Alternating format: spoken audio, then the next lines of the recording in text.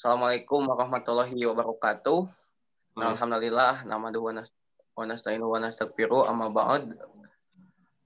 Alhamdulillah, sampai saat ini kita masih diberi kesehatan oleh Allah Subhanahu wa taala. Salawat dan salam mari kita limpahkan kepada Nabi Muhammad SAW yang mana telah membawa kita dari zaman kemalasan menuju zaman kejayaan. Baik, pada hari ini kita akan melakukan diskusi bersama teman-teman semuanya pada mata kuliah Instructional Planning, itu pembahasan Analyzing Learning Competencies by Mr. Abidin. Baik, di sini kita lihat di slide yang kedua itu bagian pengembangan silabus bahasa Inggris. Jadi seperti yang kita lihat di sini, untuk tujuannya itu kan fungsi sosial struktur teks unsur kebahasaan. Nah, di sini kita bisa mempelajari ataupun belajar dengan beberapa sistem ataupun metode yang akan kita lakukan untuk pembelajaran tersebut. Kita bisa melakukan dengan cara kolaboratif, dialogis, terbimbing, ataupun mandiri. Itu bisa kita lakukan melihat dari kemampuan peserta didik itu sendiri. Jangan sampai ketika peserta didik itu mereka belum mampu untuk belajar mandiri, tapi kita memaksakan mereka untuk belajar seperti itu. Itu yang tidak baik, karena itu tidak akan mencapai target yang akan kita lakukan di pembelajaran ini. Adapun kompetensi inti yang kita liput itu ada sikap, pengetahuan, dan keterampilan, di mana 3 unsur ini mencakup penilaian pembelajaran dasar untuk peserta didik itu sendiri. Jadi ketika kita melihat dari pengetahuan, keterampilan peserta didik, dan juga sikap peserta didik dalam pembelajaran kita, maka di sana akan menghasilkan kompetensi dasar, yaitu interpersonal, transaksional, dan fungsional.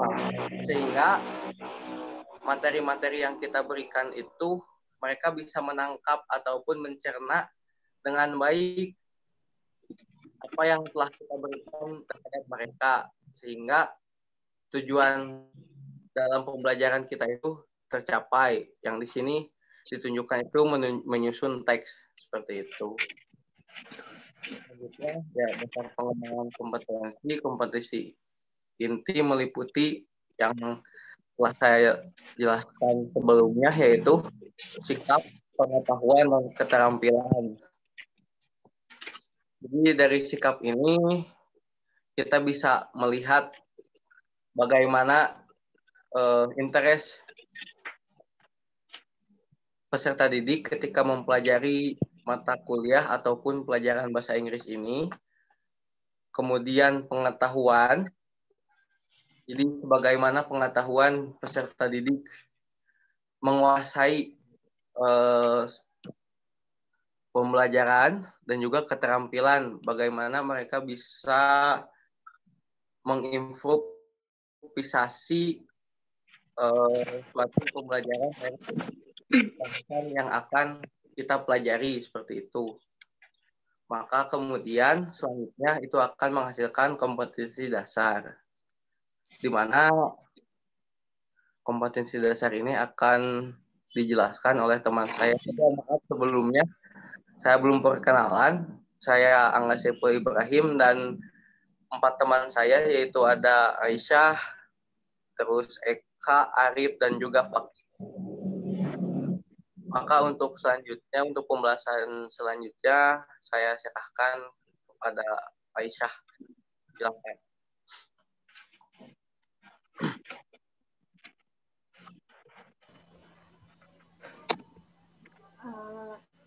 Baik, saya akan menjelaskan tentang kompetensi dasar.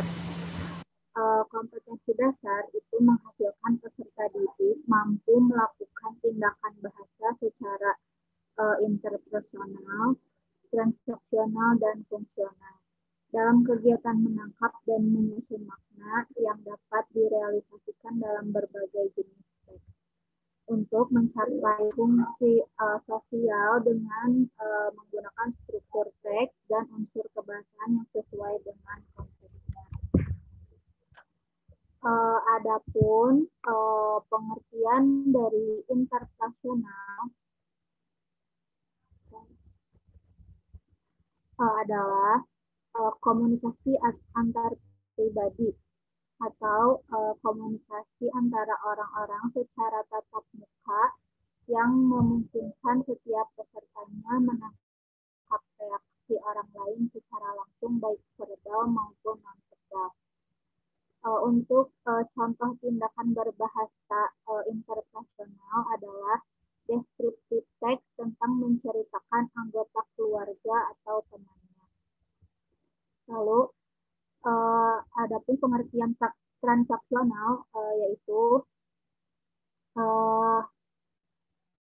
teks yang digunakan untuk berhubungan dengan orang lain dengan tujuan agar kita memperoleh apa yang kita kehendaki dari penggunaan teks tersebut. Contoh tindakan berbahasa transaksional yaitu naratif teks terkait dengan legendari rakyat. Lalu ada untuk pengertian fungsional yaitu teks yang digunakan untuk menyampaikan sesuatu yang memiliki tujuan dan pesan khusus sesuai dengan jenis teks yang digunakan. Contoh tindakan berbahasa teks fungsional yaitu teks deskriptif terkait tempat wisata atau announcement terkait dengan kegiatan sekolah. Untuk proses kegiatan pembelajarannya, setiap jenis teks interpersonal dan transaksional dan fungsional itu menjelaskan tentang teks naratif teks, deskriptif teks, dan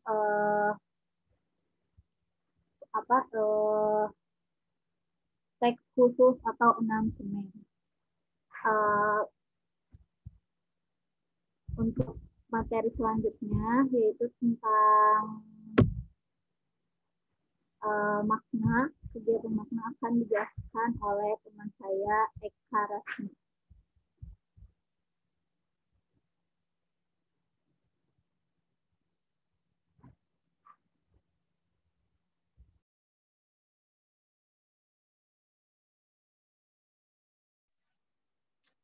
Baik, untuk materi selanjutnya yaitu tindakan atau kegiatan berbahasa.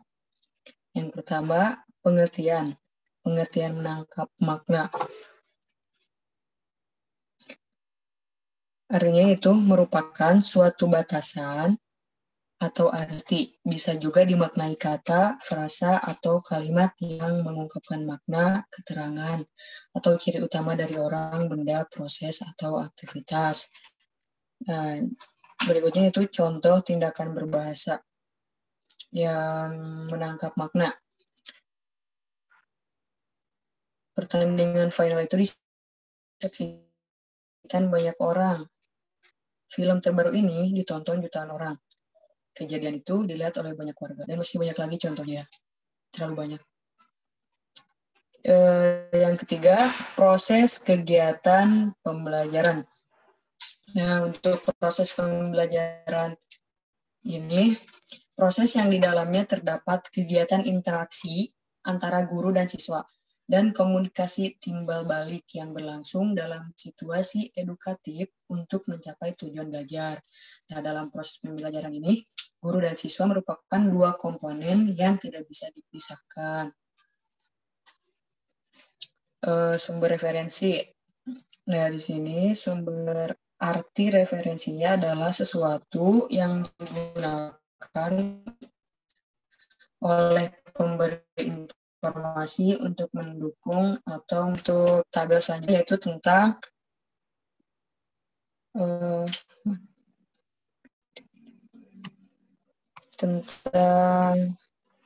konten bahasa.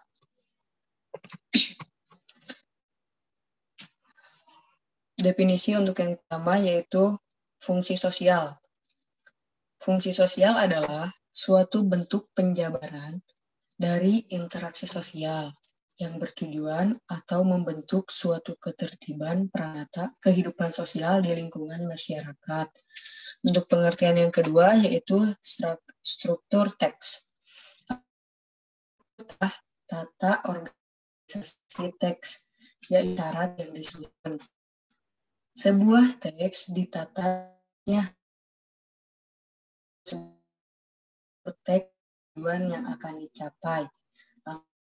Teks laporan mempunyai struktur teks pengetahuan aspek. Nah, terakhir yaitu pengertian unsur kebahasaan.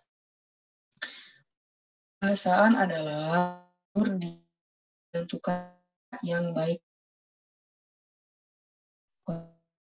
kata depan,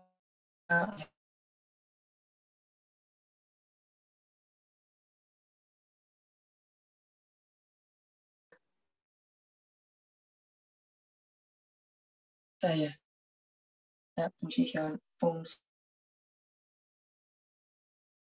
dan dengan kesepakatan bersama apabila ada warga yang tidak roda akan dikenakan untuk teks. Contoh adalah naskah pidato tentang itu tema. Contoh terdapat terakhir bahan contoh unsur kebahasaan pada suatu teks. Yang pertama konjungsi seperti, atau, dan sehingga. Yang kedua contohnya frasa seperti sekuntum bunga mawar merah. Yang ketiga contohnya repetisi. Dan yang terakhir kata berlebihan. Cuman itu yang dapat saya sampaikan. Selanjutnya akan disampaikan lagi oleh teman saya. Terima kasih.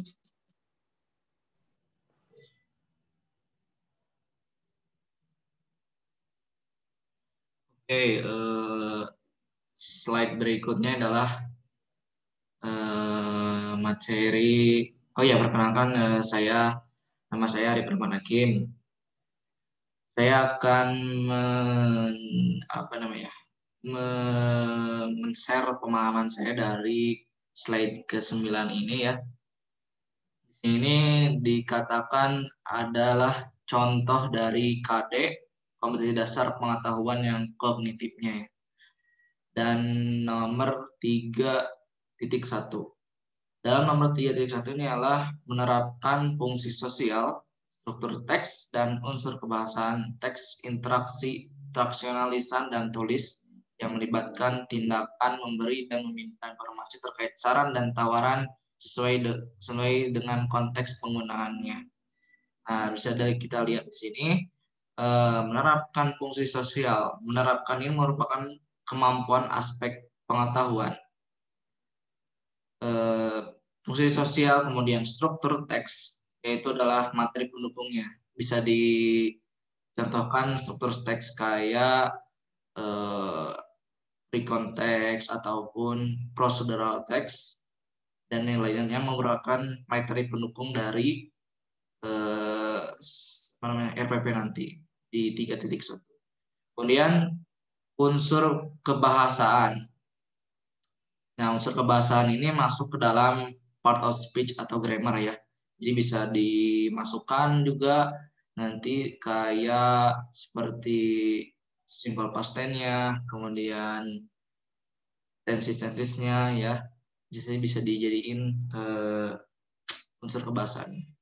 Kemudian teks interaksi transaksional, lisan dan tulisan yang melibatkan tindakan memberi dan meminta informasi terkait saran dan tawaran. Nah, saran dan tawaran ini merupakan materi pokoknya, yaitu kalau bisa dikata dalam bahasa Inggrisnya itu adalah offering, offer, dan suggestion ya. Nah, jadi dalam materi pokok ini terdapat materi pendukungnya dan juga terdapat juga unsur kebahasaannya. Jadi contohnya dari offering ya, dari offering ini kita bisa memberikan materi tentang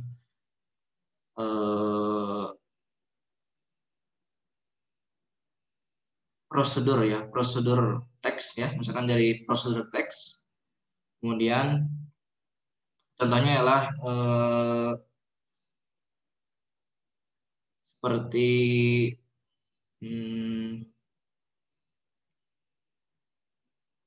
he will go out from the class at 9. You can wait for him in my room. Kayak di dialog kayak ini ya. Kemudian thanks a lot, but I'd better go to bank first and then I will go back. Okay, I will tell him that you come. Nah, di sini tuh bisa dibuat ya. Contohnya tuh dari materi pokoknya tuh. Sini ada tentang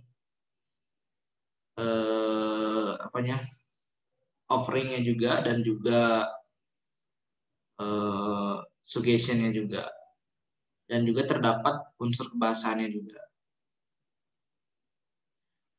Begitu. Kemudian contoh berikutnya adalah KD keterampilannya, yaitu psikomotoriknya 4.1.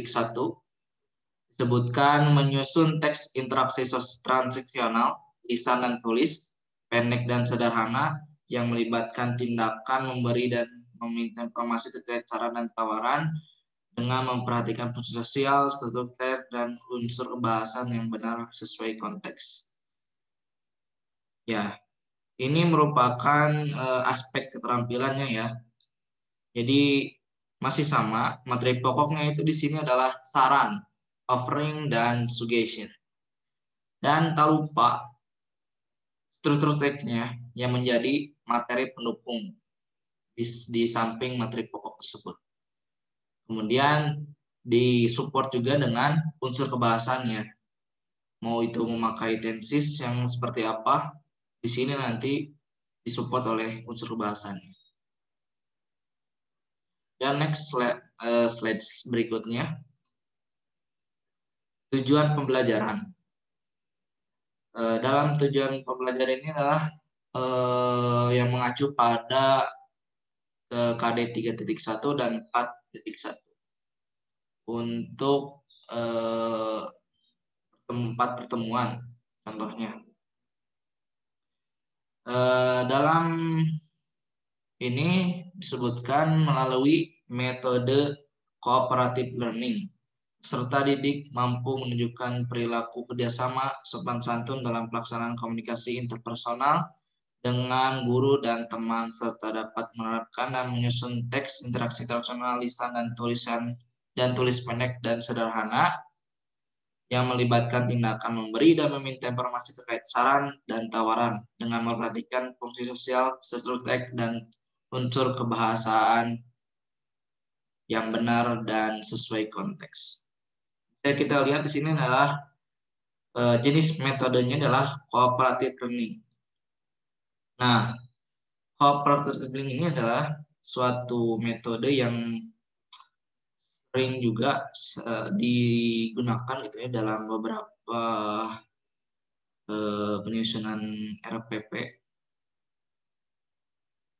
yang dimana cooperative learning ini menitik beratkan pembelajaran dalam interaksi berkelompok gitu. Dan ini merupakan bagian dari scientific approach ya, cooperative learning ini. Jadi nanti antar siswa itu dibagi kelompoknya dan melakukan aktivitas ya seperti memverbalisasikan gagasan-gagasan, kemudian keterampilan, ya pokoknya ini menitikberatkan kepada pembelajaran berkelompok, dan kelebihan dari cooperative learning ini adalah melatih leadership dan teamwork. Gitu. Dan kemudian selanjutnya peserta didik mampu menunjukkan perilaku kerjasama, sopan santun, dan peduli. Ini adalah merupakan aspek sikapnya seperti tadi yang dikatakan sebelumnya. Jadi cooperative ini menitikberatkan kepada kerjasama ya, kerjasama, komunikasi yang baik dan benar, dan juga empati. Kemudian dalam melaksanakan komunikasi interpersonal dengan guru dan teman serta dapat menerapkan dan menyusun teks interaksi transaksional, lisan dan tulis pendek. Nah, di sini menerapkan dan menyusun ini merupakan kemampuan aspek kemampuannya. Menerapkan di sini bisa masuk ke dalam kemampuan aspek pengetahuannya, sedangkan menyusun termasuk ke dalam kemampuan aspek keterampilannya. Kemudian tulisan pendek dan sederhana yang melibatkan tindakan memberi dan meminta informasi terkait saran dan tawaran. Nah, saran dan tawaran ini merupakan materi pokoknya dengan memperhatikan fungsi sosial, struktur teks, dan unsur bahasan yang sebenar dan sesuai konteks. Nah, ini merupakan adalah supporting dari untuk menunjang materi pokok, saran, dan tawaran. Mungkin dari segitu saja dari saya, Arif. Lanjut saja ke slide berikutnya yang akan dijelaskan atau dijelaskan oleh teman saya, Fakih. Baik, saudara Fakih, persilakan. Halo, assalamualaikum warahmatullahi wabarakatuh. Ya, untuk selanjutnya kita memasuki slide yang selanjutnya tentang pengembangan pembelajaran, yang di sana ada termuat karakteristik pembelajaran, di mana dalam karakteristik pembelajaran itu ada model pembelajarannya yang bisa kita gunakan. Yang pertama adalah pembelajaran secara langsung atau direct teaching, di mana model pembelajaran ini adalah pembelajaran yang menekankan pada penguasaan konsep dan atau perubahan perilaku dengan mengutamakan pendekatan deduktif.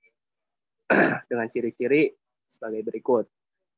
Transformasi keterampilan secara langsung. Yang pertama. Yang kedua, pembelajaran berorientasi pada tujuan tertentu. Yang ketiga, materi pembelajaran yang telah terstruktur. Yang keempat, lingkungan belajar yang telah terstruktur. Dan yang kelima, distrukturi oleh guru. Jadi guru berperan sebagai penyampai informasi. Dan dalam hal ini, guru menggunakan berbagai media yang sesuai. Misalnya film, tape recorder, pakai gambar, pakai peragaan, dan sebagainya. Informasi disampaikan dalam bentuk yang prosedural. Untuk selanjutnya, ada juga pembelajaran yang tidak langsung.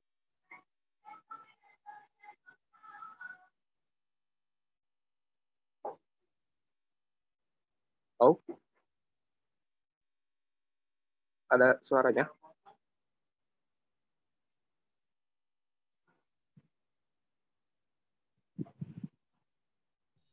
Ada suaranya.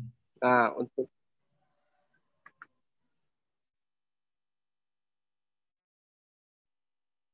untuk yang selanjutnya, konsep yang pembelajaran tidak langsung. Jadi, strategi pembelajaran tak langsung, kebalikan dari pembelajaran tidak langsung, yang sifatnya induktif, berlawanan dengan strategi yang pembelajaran langsung. Pembelajaran tak langsung umumnya berpusat pada peserta didik, meskipun dua strategi tersebut dapat saling melengkapi. Peran guru bergeser dari seorang penceramah menjadi fasilitator. Nah, jadi guru gunanya itu mengelola lingkungan belajar dan memberikan kesempatan kepada peserta didik untuk terlibat. Ciri-cirinya strategi pembelajaran tidak langsung. 1. Menekankan kepada aktivitas siswa. 2. Seluruh aktivitas yang dilakukan siswa diarahkan untuk mencari dan menemukan jawaban sendiri dari suatu yang dipertanyakan. 3. Tujuan dari penggunaan strategi pembelajaran empiri adalah mengembangkan kemampuan kritis dan berpikir secara sistematis logis. Yang keempat, strategi pembelajaran tidak langsung, yaitu bentuk dari pendekatan pembelajaran yang berorientasi kepada siswa. Untuk yang selanjutnya, mengembangkan high order thinking.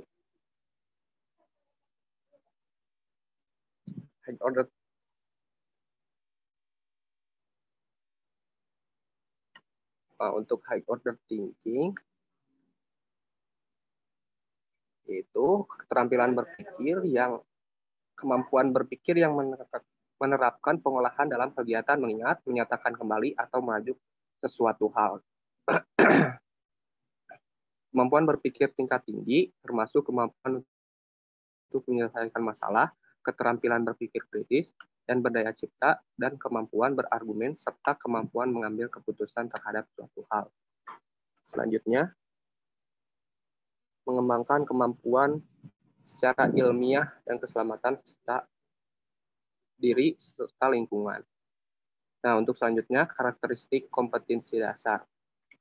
Dalam karakteristik ini, ada karakteristik abad 21 yang termuat di dalamnya 4C, yaitu communication, collaborative, critical thinking, dan creativity. Pertama, communication. Communication adalah sebuah kegiatan transfer sebuah informasi baik secara lisan maupun tulisan. Selanjutnya, kolaboratif adalah kemampuan berkolaborasi atau bekerja sama, saling bersinergi, beradaptasi dalam berbagai peran, dan bertanggung jawab. Kerja secara produktif dengan yang lain. 3.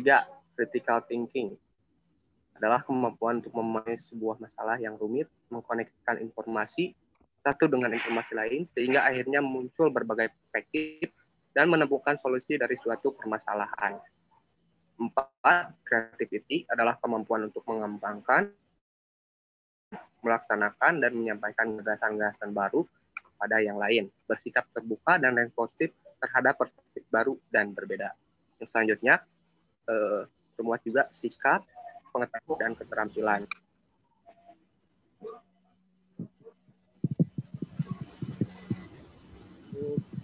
Selanjutnya,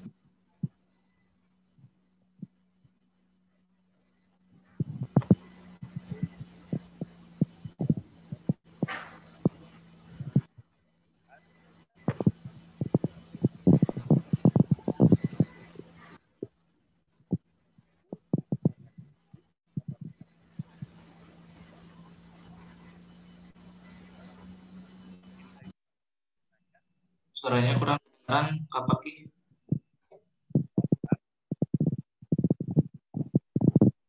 dalam model pembelajaran ini ada pendekatan saintifik 5M yang termuat dalamnya memberikan pengalaman, mengembangkan sikap ilmiah, mendorong ekosistem berbasis aktivitas ilmiah, menantang, dan memotivasi.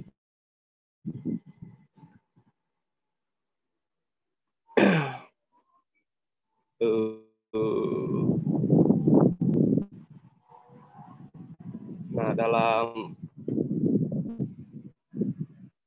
mengamati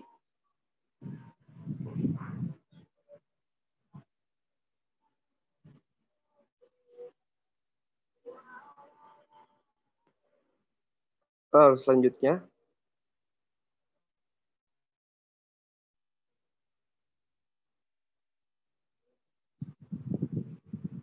jadi guru diberi ruang menggunakan pendekatan model pembelajaran yang lain. Jadi bukan berbasis ceramah, bukan berbasis hafalan, berbasisnya aktivitas dan menginspirasi, menyenangkan, dan berprakarsa.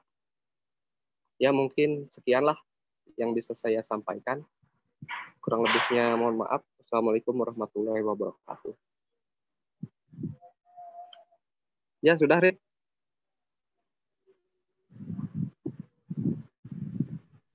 Baik, terima kasih. Baik, sekian dari kami kelompok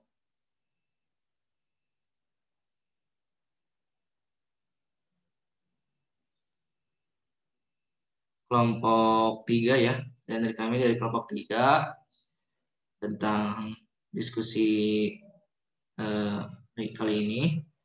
Mohon maaf bila ada salah kata dan juga salah penjelasannya kurang dipahami. Mohon maaf. Assalamualaikum warahmatullahi wabarakatuh. Warahmatullahi wabarakatuh.